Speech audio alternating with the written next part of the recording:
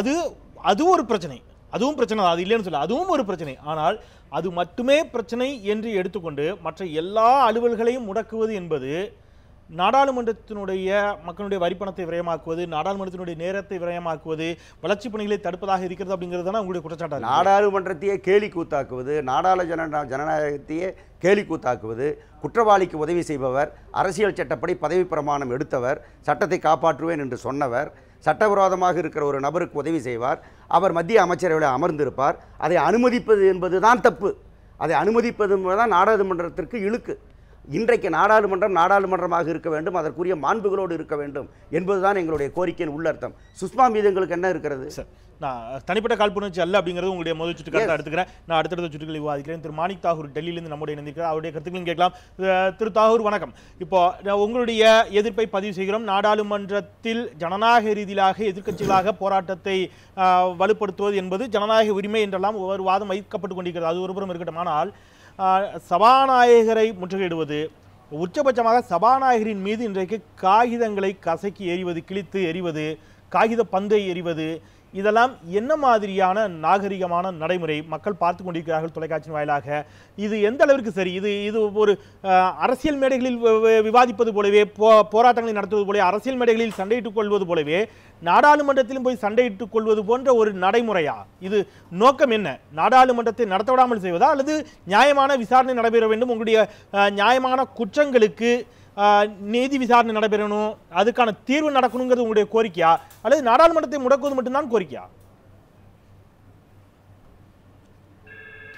இல்லை, இதில் வணக்கம். இதில் மிக முக்கியமான கருத்து என்னென்றால், நாடாளுமன்றம் நடக்க வேண்டும். நாடாளுமன்றத்திற்கு உறுப்பினர்கள் வருவதும், நாடாளுமன்ற கூட்டத்தொடர் கூடுவதும், நாடாளுமன்றம் நடக்க வேண்டும், சட்டங்களுக்கான மசோதாக்களை நிறைவேற்ற வேண்டும் என்பதற்காகத்தான்.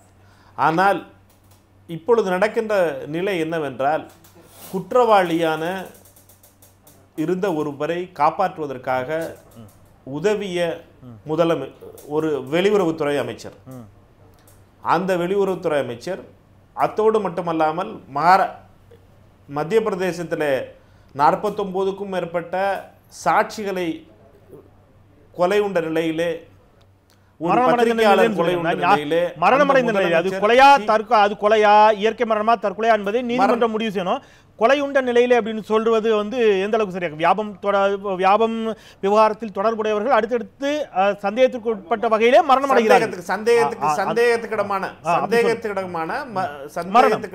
மரணம். அப்படிப்பட்ட நிலையிலே ஒரு முதலமைச்சர், இதே லலித் மோடியோடு தொழில் உறவில் இருக்கின்ற இன்னொரு முதலமைச்சர் ராஜஸ்தானிலே, இப்படி இந்திய சட்டத்தின் அடிப்படையிலே நாட்டிலே குற்றவாளியாக கூறப்பட்டிருக்கின்ற லலித் மோடியை காப்பாற்றுவதற்காக ஒரு அரசாங்கமே நாடாளுமன்றத்தை நடத்த விடாமல், நாடாளுமன்றத்தில் என்ன கேட்கிறது காங்கிரஸ் கட்சியும் எதிர்க்கட்சிகளும்? அட்ஜர்ன்மென்ட் மோஷன், அதாவது அட்ஜர்ன்மென்ட் மோஷன் கொண்டு வந்து அதிலே விவாதிக்க வேண்டும் என்பதுதான் காங்கிரஸ் கோரிக்கை. ஒத்திவைப்பு தீர்மானம் கொண்டு வர வேண்டும் என்பதுதான் கோரிக்கை. இங்கே லோக்சபாவிலே அவர்களுக்கு முழு பலம் இருக்கிறது, மிருக பலம் இருக்கிறது. ஆனால் அவர்களை பொறுத்த மட்டிலே தங்களுடைய ஆணவத்தினுடைய காரணமாக, எப்படி தோழர் அவர்கள் சொன்னதைப் போல நில மசோதாவிலே எப்படி ஆணவத்தினுடைய அடிப்படையிலே ஆணவமாக அவர்கள் நடந்து கொண்டார்களோ, இப்பொழுது 3 முறை அதனை ஆர்டினன்ஸை கொண்டு வந்ததற்கு பின்னாலே இப்பொழுது மீண்டும் செலக்ட் கமிட்டியிலே சென்று பிஜேபியே அந்த அமெண்ட்மெண்ட்டை லேப்ஸ் ஆகின்ற நிலவிலே கொண்டு வந்து விட்டிருக்கிறார்கள். இப்படி இவர்களுடைய ஆணவத்தினுடைய நிலை, குற்றம் செய்தவர்களை காப்பாற்றிய அமைச்சர்களை, அந்த வெளியுறவுத்துறை அமைச்சராக இருக்கின்ற திருமதி சுஷ்மா சுவராஜ் அவர்கள் காப்பாற்றுவதற்காக இரண்டு விஷயங்கள் இதில் பதிவு பண்ணிருங்க திரு தாகூர். கடந்த காலங்களில் பவன்குமார் பன்சால் தொடங்கி பல பேரும் உங்களுடைய ஐக்கிய முற்போக்கு கூட்டணி அரசியல் அங்கம் வகித்த அமைச்சர்கள் குற்றச்சாட்டுகளுக்கு உள்ளாக்கப்பட்ட பொழுது நாங்கள் பதவி விலகினோம். இதைத்தான் தொடர்ந்து எல்லா மேடைகளிலும் காங்கிரஸ் கட்சி பதிவு செய்து வருகிறது. நாங்கள் பதவி விலகினோமே என்று சொல்லக்கூடிய வார்த்தைகளிலேயே என்ன தொனி ஒலிக்கிறது அப்படின்னு சொன்னா, நாங்கள் அன்றைக்கு பதவி விலகினோமே, எங்களை இவ்வளவு நிர்பந்திச்சீங்களே, நீங்க இன்னைக்கு மாட்டிக்கிட்டீங்களே, பாருங்க நாங்க உங்களை பதவி இறக்காம விட மாட்டோம் அப்படிங்கிற மாதிரியான ஒரு தொனிதான் அந்த குரலில் ஒலிப்பதாக தோன்றுகிறது. நீங்க அன்னைக்கு சொன்னீங்கல்ல, நாங்க இன்னைக்கு கேட்கிறோம். இல்ல அப்படி இல்லை. அதாவது என்ன கேட்டீங்கன்னா, இது மாரல் அத்தாரிட்டியை பத்தி பேசுது.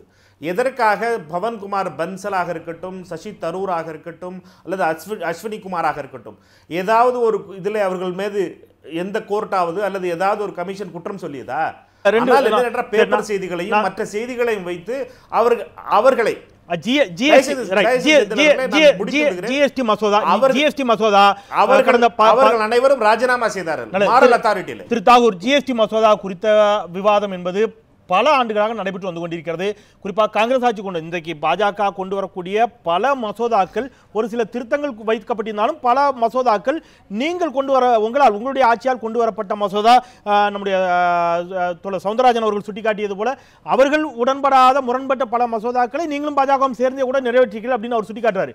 இப்போ ஜிஎஸ்டி மசோதா நீங்களும் ஆதரித்த உங்களுடைய ஆட்சியால் கொண்டு வரப்பட்ட மசோதா, இந்த மசோதாவை நிறைவேற்ற விடாமல் தடுப்பதனுடைய நோக்கம் என்ன? நீங்க அதற்கான போராட்டம் ஒருபுறம் இருக்கட்டும், நீங்க வைக்கக்கூடிய சுஷ்மா ஸ்வராஜ், வசுந்தரா ராஜே சிந்தியா மீதான குற்றச்சாட்டுகள் ஒருபுறம் இருக்கட்டும், இந்த மசோதாக்களை நிறைவேற்ற விடாமல் செய்வது எந்த அளவுக்கு சரி? இல்லை, அதாவது முதல் கேள்வியே, அதாவது என்னன்னா தார்மீக பொறுப்பு, தார்மீக பொறுப்போடு முதல் அமைச்சரவையில் இருக்கின்ற அமைச்சர், ஒரு குற்றவாளியை உதவி செய்த ஒரு அமைச்சர் இருக்கின்ற அவையிலே அவர் ராஜினாமா செய்ய வேண்டும். முதல் அடிப்படை கோரிக்கை ராஜினாமா செய்யாத பட்சத்தில் அவையை நடத்த விட மாட்டோம் என்பதாகவே உங்களுடைய குரல் தொடர்ந்து ஒலித்துக் கொண்டிருக்கிறது. காங்கிரஸ் கட்சியின் குரல் அவ்வாறாகத்தான் இருக்கிறது. ஏற்கனவே சுஷ்மா ஸ்வராஜ் எதிர்க்கட்சி தலைவராக இருக்கின்ற பொழுது சொன்ன ஒரு விஷயத்தை சிறிய இடைவெளிக்கு பிறகு மீண்டும் தொடர்கிறேன், மீண்டும் வருகிறேன். திரு தாகூர், சுஷ்மா ஸ்வராஜ் எதிர்க்கட்சி தலைவராக இருக்கின்ற பொழுது அவர் வைத்த வாதங்கள் பல இடங்களில் நாடாளுமன்றத்தை முடக்குவது ஜனநாயக உரிமை என்ற வாதங்களை அவர் தொடர்ந்து வைத்தார். நட்வர் சிங் மீதான குற்றச்சாட்டுகள் முன்வைக்கப்பட்ட பொழுது நட்வர் சிங் பதவி விலகாமல் வெறும் விசாரணை மட்டும் எதிர்கொள்வது என்பது, பதவியில் அவர் அமர்ந்து கொண்டே விசாரணை எதிர்கொண்டால் அந்த விசாரணை நியாயமான விசாரணையாக நடைபெறாது, அவர் பதவி விலகிவிட்டு விசாரணை எதிர்கொள்ள வேண்டும் என்ற கருத்தை மிக ஆழமாக வலியுறுத்தியது இதே சுஷ்மா ஸ்வராஜ். இன்றைக்கு நியூட்டனின் 3ஆம் விதி போல் அது அவரை மீண்டும் திருப்பி வந்து தாக்குகிறது. அவர் அதற்கு என்ன பதில் சொல்லப் போகிறார்? விசாரணை எதிர்கொள்வதற்கு பதவி விலகிவிட்டு விசாரணை எதிர்கொள்ள அவர் தயாராக இருப்பாரா? நாடாளுமன்றத்தின் அலுவல்கள் தொடர்ந்து நடைபெறுமா? ஜிஎஸ்டி மசோதாவின் நிலை என்னவாக போகிறது? பேசலாம் ஒரு சிறிய இடைவேளைக்கு பிறகு.